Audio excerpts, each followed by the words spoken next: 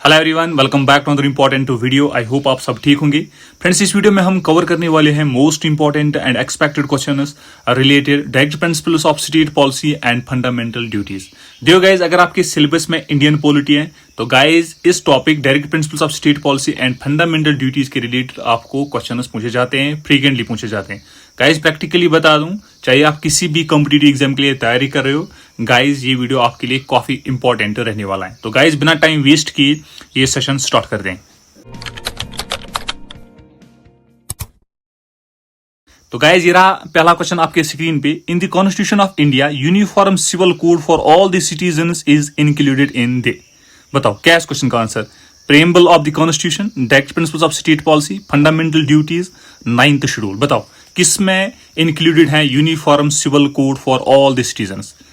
ये question guys paper में पूछा जाता है, एसएससी एमटीएस में ये क्वेश्चन पूछा गया है, आप देख सकते हो। बताओ क्या है इस क्वेश्चन का answer?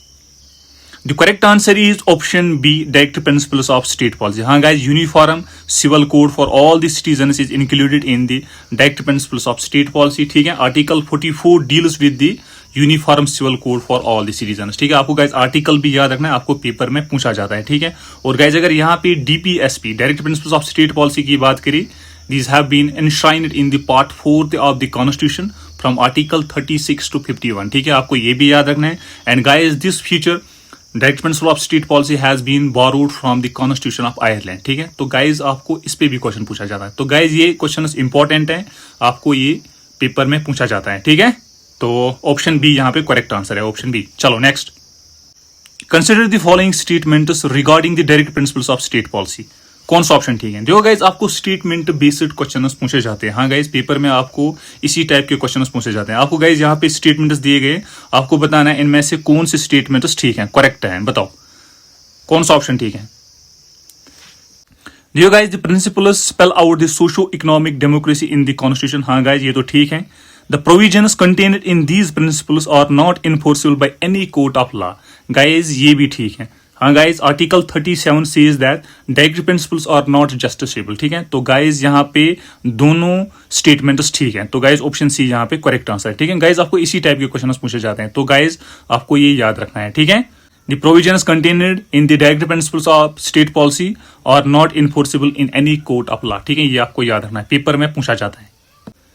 To preserve rich heritage of our composite culture is the provision made in the preamble of the constitution, direct principles of state policy, fundamental rights, fundamental duties। Important है। देखो गाइज, ये previous years questions हैं। ठीक है, ये मेरे अपने questions नहीं है, प्रीवियस ईयर्स आस्क्ड क्वेश्चंस हैं। आरआरबी आरपीएफ में ये क्वेश्चन पूछा गया है। बताओ, to preserve the rich heritage of our composite culture किस में है ये? प्रीएम्बल में, direct principles of state policy, fundamental rights, fundamental duties. कौन सा ऑप्शन ठीक है? बताओ। The correct answer is option D, fundamental duties। हाँ guys, to preserve the rich heritage of our composite culture is a provision made in the fundamental duties। ठीक है, तो option D यहाँ पे करेक्ट आंसर बनता है। ठीक है, option D. Which of the following statements regarding the fundamental duties contained in the Constitution of India are correct? SSC CHSL में ये क्वेश्चन पूछा गया है। बताओ, आप गाइज ऑप्शंस ध्यान से पढ़िए, स्टेटमेंट्स ध्यान से पढ़िए और गाइज आंसर बताइए। गाइज इसी टाइप के क्वेश्चंस आपको पूछे जाते हैं, स्टेटमेंट बेस्ड क्वेश्चंस। बताओ। Dear guys, fundamental duties have formed a part of the Constitution of India since its adoption। Guys ये तो गलत है। हाँ guys, because these are incorporated under Article 51A of the Indian Constitution and guys these were inserted by 42nd Constitutional Amendment Act 1976। ठीक है, तो guys यहाँ पे पहला स्टेटमेंट तो गलत है। ठीक है, fundamental duties have become a part of the Constitution of India accordance with the recommendation of the Sawaran Singh Committee। हाँ guys ये ठीक है, ये स्टेटमेंट ठीक है। तो गाइज ये आपको याद रखना है। और fundamental duties are applicable only to citizens. तो गाइज ये भी ठीक है। तो गाइज यहाँ पे कौन सा ऑप्शन ठीक है? Option D, both 2 and 3। ठीक है, ऑप्शन डी यहाँ पे करेक्ट आंसर है, ये आपको याद रखना है। And these are incorporated under article 51A part 4। ये क्वेश्चन पूछा जाता है, ये इंपॉर्टेंट है, वेरी वेरी इंपॉर्टेंट। चलो next, according to the constitution of India which of the following are fundamental for the governance of the country? Fundamental rights, fundamental duties, direct principles of state policy, both A and B. कौन सा option ठीक है? Recently RPF में ये question पूछा गया है, कौन सा ऑप्शन ठीक है? बताओ। The correct answer is option C, direct principles of state policy. हाँ guys, direct principles state policy are fundamental for the governance of the country. ठीक है, option C is the right answer. Consider the following provisions under the direct principles of state policy as enshrined in the constitution of India. बताओ कौन सा option ठीक है। Guys ये important है, आपको गाइज यहाँ पे बताना है which of the above are Gandhian principles that are reflected in the direct principles of state policy. देखो guys, direct principles of state policy are classified in socialist principles, Gandhian principles and liberal intellectual principles. ठीक है, तो आपको guys बताना है इनमें से कौन से गांधीयन प्रिंसिपल्स है।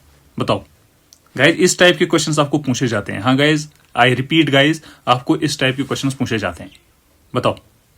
देखो guys, securing for citizens under a uniform civil code, guys ये तो लिबरल इंटेलेक्चुअल प्रिंसिपल है। ठीक है, ऑर्गेनाइजिंग विलेज पंचायत, हाँ गाइज ये गांधीयन प्रिंसिपल है। Promoting cottage industries in rural areas, guys ये भी गांधीयन प्रिंसिपल है। Securing for all the workers reasonable leisure and cultural opportunities, guys ये सोशल प्रिंसिपल है। ठीक है, तो गाइज यहाँ पे option 2 and 3 are Gandhian principle. ठीक है, ऑप्शन 2 and 3, तो यहाँ पे guys option A is the correct answer. ठीक है, तो गाइज ये आपको याद रखना है, ये इंपॉर्टेंट है, पेपर में आपको इसी टाइप के क्वेश्चन पूछे जाते हैं। ठीक है, option A. Fundamental duties has been borrowed from which constitution, Ireland, USSR, Canada, South Africa. कौन सा ऑप्शन ठीक है बताओ। गाइज ये प्रीवियस ईयर्स आस्क्ड क्वेश्चंस हैं, ये क्वेश्चंस आपको पूछे जाते हैं पेपर में। The correct answer is option 2 USSR. हाँ guys, fundamental duties has been borrowed from the constitution of USSR, ये आपको याद रखना है। And guys, direct principles of state policy, the method of presidential election has been borrowed from Ireland. ठीक है, ये आपको याद रखना है। और guys, nominating members of Rajya Sabha, ये भी गाइज आपको याद रखना है। ठीक है, और गाइज अगर यहाँ पे कनाडा की बात करी, federation with strong centre, appointment of state governors has been borrowed from the constitution of Canada. ठीक है, और साउथ अफ्रीका की बात करें, यहाँ पे procedure for amendment of the constitution and election of Rajya Sabha members, guys these have been borrowed from the South Africa. ठीक है, तो गाइज आपको ये सोर्सेज ऑफ कॉन्स्टिट्यूशन पे क्वेश्चंस पूछे जाते हैं। हाँ गाइज, ये इंपॉर्टेंट है। और गाइज मैंने एक सेपरेट वीडियो बनाया, हाँ गाइज सेपरेट वीडियो बनाया है sources of the Indian constitution पे। गाइज अगर आपने ये वीडियो नहीं देखा, लिंक डिस्क्रिप्शन में आप गाइज ये वीडियो चेकआउट कर सकते हो। ठीक है, तो गाइज ये आपको याद रखना है, sources of the Indian constitution पे क्वेश्चंस पूछे जाते हैं। ठीक है, चलो next.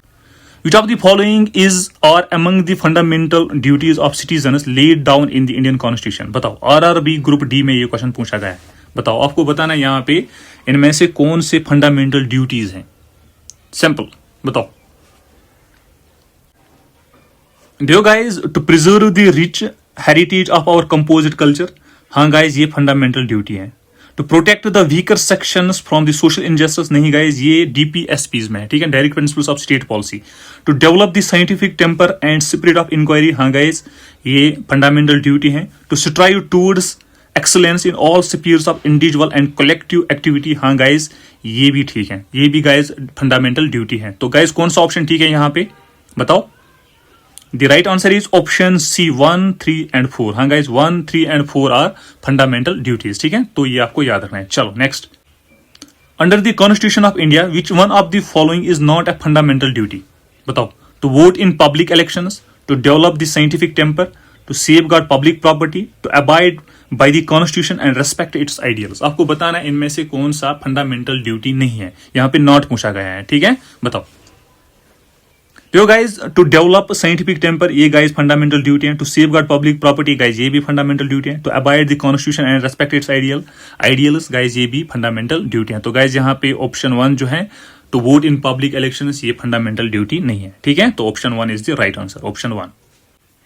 The instrument for instructions contained in the Government of India Act 1935 have been incorporated in the Constitution of India in the year 1950 as fundamental rights, direct principles of state policy, extent of executive power of the state, and conduct of business of the Government of India। बताओ क्या इस question का answer.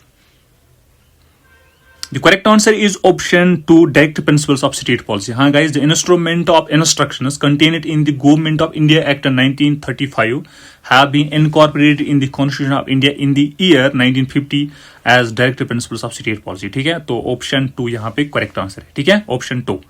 ठीक, चलो next. At present how many fundamental duties are in the constitution of India. बताओ, presently आपको बताना है कितने फंडामेंटल ड्यूटीज हैं हमारे कॉन्स्टिट्यूशन में। 9, 10, 11, 12, कौन सा ऑप्शन ठीक है बताओ। देखो guys, originally 10 fundamental duties were incorporated in 1976, ठीक है, ये गाइज मैंने आपको अभी बताया. One more duty was added, ठीक है, through the 86th constitutional amendment act 2002, ठीक है. तो गाइज ये अमेंडमेंट आपको याद रखना है, ये पेपर में पूछा जाता है, ठीक है. तो guys presently there are 11 fundamental duties in the constitution of India, ठीक है. तो 11 आपको याद रखना है, ठीक है. Option C. चलो next. Which fundamental duty was added by the 86th Constitutional Amendment Act 2002? देखो गाइज, मैंने आपको ये अभी बताया, originally 10 fundamental duties were incorporated in 1976. One more was added, ठीक है, through the 86th constitutional amendment act 2022. तो आपको बताना है वो कौन सी ड्यूटी है. बताओ क्या है इस क्वेश्चन का answer. The correct answer is option 4. हाँ guys, to provide opportunities for education to his child or ward between the age of 6 and 14 years. ठीक है. तो this duty was added by 86th Constitutional Amendment Act 2002. ठीक है, ये याद रखना है आपको, ये इंपॉर्टेंट है, पेपर में आपको ये पूछा जाता है, ठीक है. ऑप्शन 4. चलो next. Which of the following are features of the fundamental duties? बताओ इस क्वेश्चन का आंसर बताओ, इंपॉर्टेंट है. देखो guys, fundamental duties are confined to citizens only. हाँ गाइज ये ठीक है. Supreme Court can enforce them as when necessary. नहीं गाइज ये गलत है. Parliament can enforce them by suitable legislation, not Supreme Court, ठीक है. तो गाइज यहाँ पे ये गलत है. Fundamental duties are not justiciable. हाँ गाइज ये भी ठीक है. तो गाइज कौन सा ऑप्शन ठीक है यहाँ पे, 1 and 3, ठीक है. Option C, 1 and 3 is the right answer, ठीक है. Option C is the right answer, option C. In which among the following parts of the Constitution of India are enshrined the fundamental duties? Part 3rd, part 3rd A, part 4th, part 4th A. बताओ यहाँ पे fundamental duties की बात हो रही है, बताओ कौन सा ऑप्शन ठीक है. The correct answer is option D, part 4th A, ठीक है, अंडर आर्टिकल 51A, ठीक है. तो ये आपको याद रखना है. और गाइज अगर यहाँ पे पार्ट 4th की बात करें तो इसमें गाइज क्या आते हैं, DPSP, ठीक है, direct principles of state policies. और पार्ट 3rd में आते हैं गाइज फंडामेंटल राइट्स, ठीक है. तो ऑप्शन डी यहाँ पे करेक्ट आंसर है, option D. The article of the Constitution of India which deals with the direct principles of state policy are 12 to 31, 36 to 51, 19 to 28, 36 to 63. कौन सा ऑप्शन ठीक है.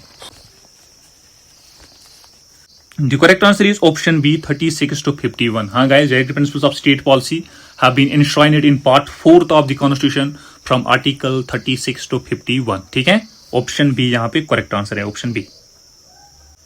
The purpose of the inclusion of direct principles of state policy in the Indian Constitution is to establish social and economic democracy, social democracy, Gandhian democracy, political democracy. बताओ क्या है purpose या objective आपको बताना है. Inclusion of direct principles of state policy in the Indian Constitution. The correct answer is option A, social and economic democracy. ठीक है, option ए यहाँ पे करेक्ट आंसर है. Panchayati raj system in India is laid under fundamental rights, fundamental duties, direct principles of state policy, none of the above. कौन सा option ठीक है बताओ. पंचायती राज सिस्टम. देखो गाइस, इस क्वेश्चन का आंसर है option C, direct principles of state policy. हाँ guys, article 40 deals with the panchayati raj system in India, ठीक है. ऑप्शन सी यहाँ पे करेक्ट आंसर है. और गाइज मैंने एक सेपरेट वीडियो बनाया है पंचायती राज सिस्टम पे. गाइज अगर आपने ये वीडियो नहीं देखा, लिंक डिस्क्रिप्शन में आप गाइज ये वीडियो चेकआउट कर सकते हो, ठीक है. ऑल इंपॉर्टेंट क्वेश्चंस रिलेटेड पंचायती राज सिस्टम सब इंक्लूडेड है इस वीडियो में, ठीक है. तो गाइज आप ये वीडियो चेकआउट कर सकते हो, ठीक है. चलो, which of the following is not included in the direct principles of state policy? Equal wage for equal work, prohibition of liquor, right to equality, right to work. आपको बताना है इनमें से कौन सा इंक्लूड नहीं है direct principles of state policy. यहाँ पे नॉट पूछा गया है, बताओ कौन सा ऑप्शन ठीक है. The correct answer is option C, right to equality. हाँ guys, option C, right to equality is not included in the direct principle of state policy. Right to equality is included in fundamental rights, ठीक है. तो option C यहाँ पे correct answer है, option C. Which of the following article says that the direct principles are not justiciable? बताओ.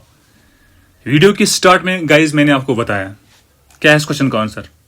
Which article says that the direct principles are not justiciable? The correct answer is option D, Article 37. हाँ guys, Article 37 says that the direct principles are not justiciable, ठीक है. तो option D यहाँ पे correct answer है, option D, ठीक.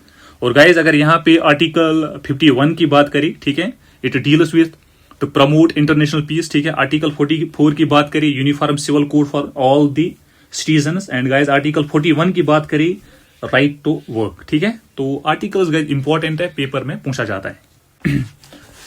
तो guys ये थे most important and expected questions, ठीक है, related tax principles of state policy and fundamental duties. ठीक है गाइज, मैंने आपको ऑलरेडी बताया सिलेबस में इंडियन पॉलिटी है, तो गाइज इस टॉपिक से आपको पेपर में क्वेश्चंस पूछे जाते हैं। ठीक है, तो गाइज अगर आपको ये वीडियो अच्छा लगा, वीडियो को लाइक कीजिएगा एंड चैनल को सब्सक्राइब। गाइज इससे मोटिवेशन मिलते हैं आप तक बेस्ट से बेस्ट कंटेंट पहुंचाया जाए।